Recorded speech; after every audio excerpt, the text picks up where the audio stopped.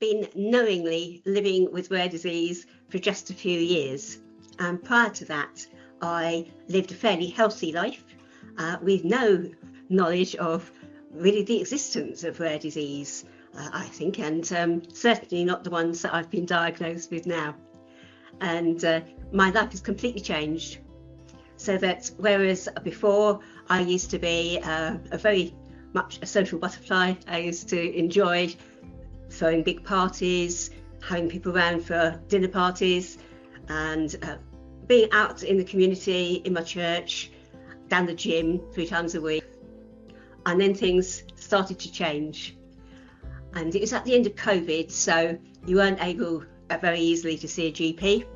And I used to speak to them on the phone about various complaints. And then one day I had a rash, and I sent the picture in, which they like you to do, take a photo, send it in.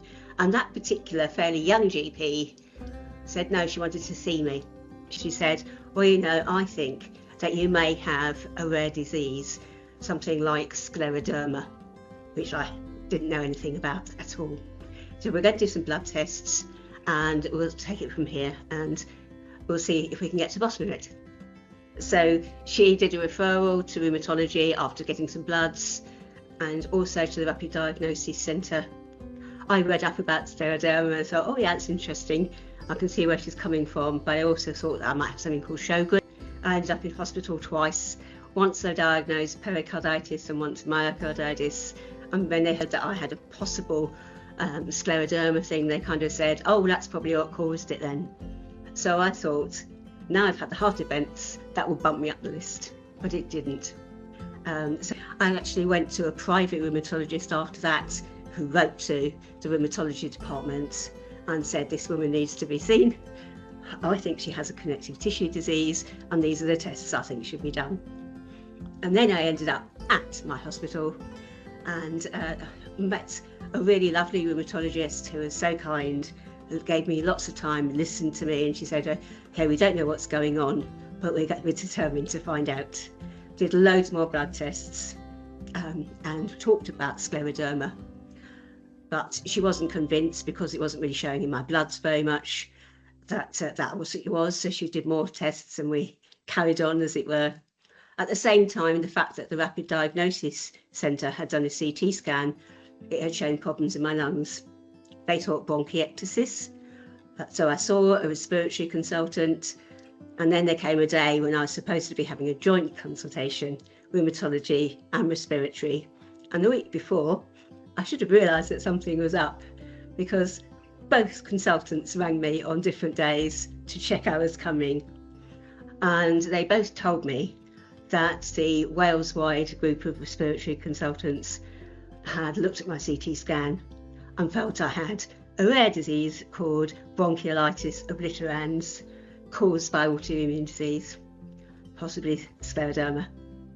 And so it's take you into hospital today and put you on the one medication that we think might work for you, for both the bronchiolitis obliterans and also for the scleroderma, if that's what it is. We're not sure if it's going to work, but we want to put you onto a high dose of steroids at the same time while we wait for the med to take its chance working. It can take 3 to 6 months or even up to a year to work, and at the rate that my lung the disease had progressed, I might not be around that much longer, as it were, so I needed to go in then. And they asked me how I felt about that, and I said, well, actually relieved. I think it's really important for awareness about rare diseases to be raised higher and higher. I find it mind-boggling to know that 300 million people in the world have rare disease. So that's something like 1 in 17. That's a heck of a lot of people. And I think that every GP surgery should have somebody in the practice that understands rare disease. Something that I heard from Medics for Rare Diseases, they say that the zebra has been chosen as a mascot for rare disease because medical students used to be told that just because you hear hoofbeats doesn't mean the patient's a zebra. I'd like to add on end of that, but they could be, because they could. And maybe we need to change that around now. Actually think so many people do have rare disease. Maybe we need to just dig a little deeper when somebody comes in with a condition and you think, well, actually, that is something with a high possibility that it could be something else going on as well.